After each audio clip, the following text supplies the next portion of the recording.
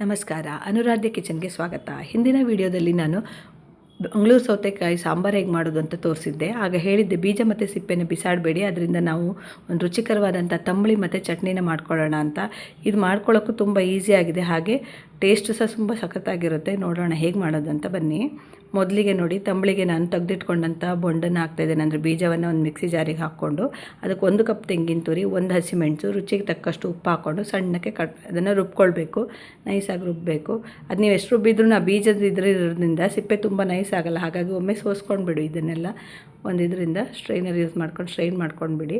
ಈ ತಂಬಳಿ ತಿನ್ನೋದು ಉಂಟಲ್ಲ, ತುಂಬ ಒಳ್ಳೆಯದು ಗಟ್ ಹೆಲ್ತ್ಗೆ. ಯಾಕಂದರೆ ಇದಕ್ಕೆ ಮೊಸರು ಮಜ್ಜಿಗೆ ಹಾಕ್ತೀವಲ್ವ, ಮತ್ತು ಇದರ ಬೀಜ ತುಂಬ ತಂಪು. ಇದು ಬೇಸಿಗೆಗಾಲದಲ್ಲಿ ನಿಮಗೆ ಒಳ್ಳೆ ಹೆಲ್ಪ್ ಆಗುತ್ತೆ ಬಾಡಿಗೆ. ನೋಡಿ, ಇಲ್ಲಿ 1 ಕಪ್ ಅಷ್ಟು ನಾನು ಮಜ್ಜಿಗೆ ಸೇರಿಸ್ತಾ ಇದ್ದೀನಿ. ಹುಳಿ ಇರಬಾರ್ದು, ನೀವು ಮೊಸರು ಬೇಕಾದರೂ ಸೇರಿಸ್ಕೊಳ್ಬೋದು. ಒಂದು ಒಗ್ಗರಣೆ ಕೊಟ್ಟರೆ ಆಯಿತು. ಇದಕ್ಕೆ ಒಗ್ಗರಣೆಗೆ ಸ್ವಲ್ಪ ತೆಂಗಿನೆಣ್ಣೆ, ಒಂದು ಅರ್ಧ ಸ್ಪೂನಷ್ಟು ಸಾಸಿವೆ, ಅದು ಚಟ್ಪಟ ಆದಮೇಲೆ 1 ಒಣಮೆಣಸು ಹಾಕ್ತಾಯಿದ್ದೀನಿ. ಹಾಗೆ ಸ್ವಲ್ಪ ಕರಿಬೇವು, ಒಂದು 4 ಗರಿ ಆದಮೇಲೆ ಸ್ಟವ್ ಬಂದ್ ಮಾಡಿ ನೆನ್ಪಿಟ್ಕೊಳ್ಳಿ. ಸ್ಟವ್ ಬಂದ್ ಮಾಡಿ ಲಾಸ್ಟಿಗೆ ಜೀರಿಗೆ ಹಾಕಿಲ್ಲ, ಹೊತ್ತೋಗುತ್ತೆ ಬೇಗ. ಸ್ವಲ್ಪ ಹಿಂಗೆ ಹಾಕಿ ಒಂದು ಒಗ್ಗರಣೆ ಕೊಟ್ಟರೆ ಸಖತ್ತಾಗಿರುವಂಥ ತಂಬಳಿ ರೆಡಿಯಾಗಿರುತ್ತೆ. ಇದು ತುಂಬಾ ರುಚಿಯಾಗಿರುತ್ತೆ ಊಟ ಮಾಡೋಕ್ಕೆ. ನೋಡಿ, ನೆಕ್ಸ್ಟ್ ನಾವು ಇಲ್ಲಿ ಒಂದು ಪ್ಯಾನಲ್ಲಿ ಸ್ವಲ್ಪ ಎಣ್ಣೆ ಹಾಕ್ತಿದ್ದೀನಿ. ಅದನ್ನು ಚಟ್ನಿ ಹೇಗೆ ಮಾಡ್ಕೊಳ್ಳೋದು ಅಂತ ಸಿಪ್ಪೆಯಿಂದ. ಅದಕ್ಕೆ 1 ಸ್ಪೂನ್ ಆಗೋಷ್ಟು ಉದ್ದಿನಬೇಳೆ ಹಾಕ್ತಾಯಿದ್ದೀನಿ. ಹಾಗೆ ಒಂದು 3 ರಿಂದ 4 ಒಣಮೆಣಸು ಹಾಕ್ತಾಯಿದ್ದೀನಿ. ಇದನ್ನು ಚೆನ್ನಾಗಿ ಹುರ್ಕೊಳ್ಬೇಕು. ಅಂದರೆ ಮೆಣಸು ಗರಿ ಆಗಬೇಕು, ಉದ್ದಿನಬೇಳೆ ಸ್ವಲ್ಪ ಹೊಂಬಣ್ಣ ಬರಬೇಕು, ಬ್ರೌನ್ ಆಗಬೇಕು. ಆಗ ಉದ್ದಿನಬೇಳೆ ಪರಿಮಳ ಚೆನ್ನಾಗಿ ಬರುತ್ತೆ, ಚಟ್ನಿನೂ ಚೆನ್ನಾಗಾಗುತ್ತೆ. ನೋಡಿ, ಈ ಥರ ಸ್ವಲ್ಪ ಕಲರ್ ಚೇಂಜ್ ಆದರೆ ಸಾಕು. ಇಷ್ಟ ಆದ ತಕ್ಷಣ ನಾವೇನು ಮಾಡಬೇಕಂದ್ರೆ, ಹೆಚ್ಚಿಟ್ಕೊಂಡಂತಹ ಸೌತೆಕಾಯಿ ಸಿಪ್ಪೆ ಇರುತ್ತಲ್ಲ, ಅದನ್ನು ಇದಕ್ಕೆ ಸೇರಿಸ್ಕೊಳ್ಬೇಕು. ಅದನ್ನು ಹಾಗೆ ಸ್ವಲ್ಪ 2 ಮಿನಿಟ್ಸ್ ನೀವೇನು ಮಾಡಿ ಫ್ರೈ ಮಾಡ್ಕೊಳ್ಬೇಕು. ಅದಾದಮೇಲೆ ತೆಂಗಿನ ತುರಿ 1 ಕಪ್ ಹಾಕ್ಕೊಳ್ಬೇಕು. ಅದನ್ನು ಮಾಡ್ಕೊಳ್ಬೇಕು, ಚೆನ್ನಾಗಿ ಫ್ರೈ ಮಾಡ್ಕೊಳ್ಬೇಕು. ಸ್ವಲ್ಪ ಹುಣಸೆ ಹಣ್ಣು ಹಾಕ್ಕೊಳ್ತಿದ್ದೀನಿ.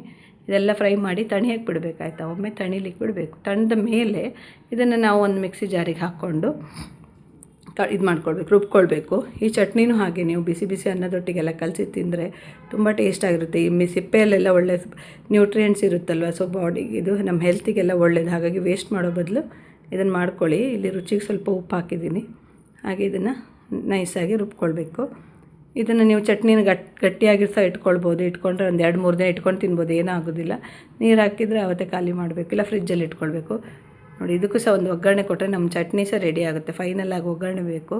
ಹಾಗಾಗಿ ಇಲ್ಲಿ ಮತ್ತೆ ಸ್ವಲ್ಪ ತೆಂಗಿನೆಣ್ಣೆ ಹಾಕ್ಕೊಂಡಿದ್ದೀನಿ. ಅದಕ್ಕೆ ಸ್ವಲ್ಪ ಸಾಸಿವೆ ಚಟ್ಪಟ ಅಂದಮೇಲೆ ನಾನು ಒಂದು ಸ್ವಲ್ಪ ಉದ್ದಿನಬೇಳೆ, 1 ಒಣಮೆಣಸು ಹಾಕಿದ್ದೀನಿ, ಸ್ವಲ್ಪ ಕರಿಬೇವು. ಗ್ಯಾಸ್ ಸ್ಟವ್ ಆಫ್ ಮಾಡಿ ಲಾಸ್ಟಿಗೆ ನೀವೇನು ಮಾಡಬೇಕು, ಹಿಂಗೆ ಹಾಕಬೇಕು. ಸೊ ಹೀಗೆ ಮಾಡಿ ನೋಡಿ, ಮಿಕ್ಸ್ ಮಾಡಿದರೆ ಸಖತ್ತಾಗಿರುವಂಥ ಚಟ್ನಿ ರೆಡಿ ಆಗುತ್ತೆ. ಇದು ಗಂಜಿ ಜೊತೆಗೂ ಊಟ ಮಾಡ್ಬೋದು. ಸ್ವಲ್ಪ ನೀರು ಮಾಡಿಕೊಂಡ್ರೆ ದೋಸೆ, ಚಪಾತಿ ಯಾವುದ್ರ ಜೊತೆ ಬೇಕಾದ್ರೂ, ಇಲ್ಲ ಅನ್ನದೊಟ್ಟಿಗೆ ಕಲಿಸ್ಕೊಂಡು ತಿನ್ಬೋದು. ತುಂಬಾ ರುಚಿಯಾಗಿರುತ್ತೆ, ಸಖತ್ತಾಗಿರುತ್ತೆ. ಒಮ್ಮೆ ಮಾತ್ರ ಟೇಸ್ಟ್ ಮಾಡಿ ಹೇಗಿರುತ್ತೆ ಅಂತ ಕಮೆಂಟ್ ಮಾಡಿ. ಮತ್ತು ಇದು ಹೆಲ್ತಿಗೂ ತುಂಬ ಒಳ್ಳೆಯದಾಗಿರುವಂಥ 2 ಕಾಂಬಿನೇಷನು ಹೆಲ್ತಿಗೆ ತುಂಬ ಒಳ್ಳೆಯದಿರುತ್ತೆ. ಬೇಸಿಗೆಯಲ್ಲಂತೂ ಸಖತ್ತಾಗಿರುತ್ತೆ. ಲೈಕ್ ಆದರೆ ವಿಡಿಯೋನ ಶೇರ್ ಮಾಡಿ, ಹಾಗೆ ನಿಮ್ಮ ಸೇವ್ ಮಾಡಿಕೊಂಡು ಇದನ್ನು ಟ್ರೈ ಮಾಡಿ. ಯಾರೆಲ್ಲ ನನ್ನ ಚಾನಲನ್ನು ಸಬ್ಸ್ಕ್ರೈಬ್ ಮಾಡಿಲ್ಲ, ಸಬ್ಸ್ಕ್ರೈಬ್ ಮಾಡ್ಕೊಳ್ಳಿ. ಎಲ್ರಿಗೂ ಒಳ್ಳೆಯದಾಗಲಿ. ಶುಭ ದಿನ.